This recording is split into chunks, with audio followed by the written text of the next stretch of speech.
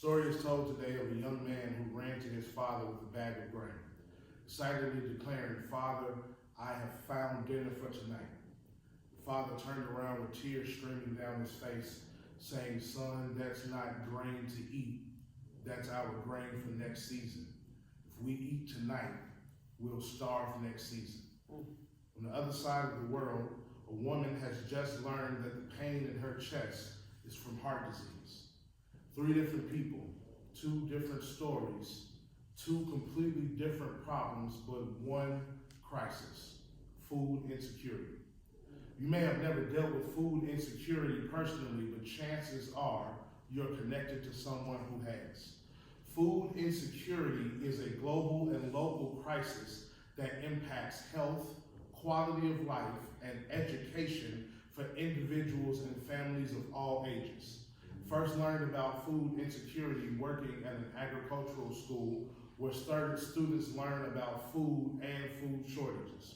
My time there inspired our conversation today. First, I will define food security.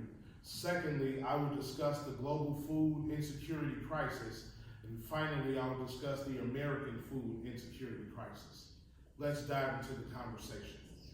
Perhaps the greatest question of this conversation is, what exactly is food insecurity? The USDA defines food insecurity as a household level economic and social condition of limited or uncertain access to adequate food. Food insecurity is not simply a lack of food, but also a lack of access to nutritious food. This means food insecurity not only affects people without enough to eat, but also those who lack access to healthy options. It's clear that starving individuals are food insecure. The issue also hides within communities where low-cost, unhealthy options are prevalent, yet nutritious choices aren't.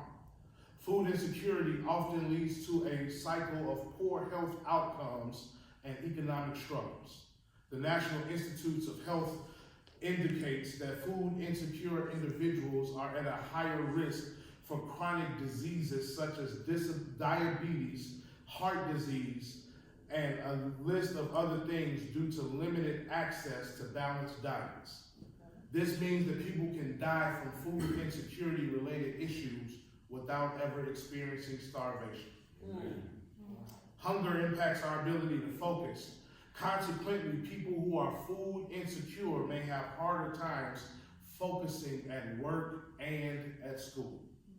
Food insecurity looks and feels different depending on where you're experiencing. Now that we've defined food insecurity, let's consider it globally. According to the United Nations, over 2.4 billion people lack access to food.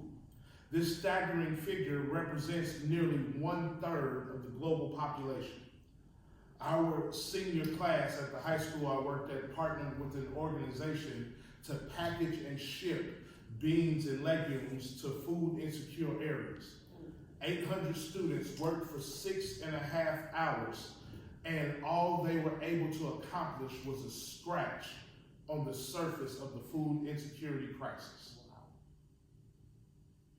America has its own unique battle with food insecurity. According to recent USDA economic research, roughly 4.5 million people, or 13.5% of the population, experienced food insecurity last year. That's just over 7 times the population of Detroit. And some of that 4.5 million people experience food insecurity because of food shortages, but also because of a lack of healthy options. These people live in communities like this one, where fast food options are a short walk away, but quality grocery stores are a 10 to 15 minute drive. As we conclude, let's reflect on what we've learned. Today we've defined food insecurity, we've discussed it globally, and we have considered the American food insecurity crisis. In a world where food is abundant, it's disheartening to know that so many still go hungry. Food insecurity affects real people with real stories. Those people can be found on the other side of the world and in communities close to ours.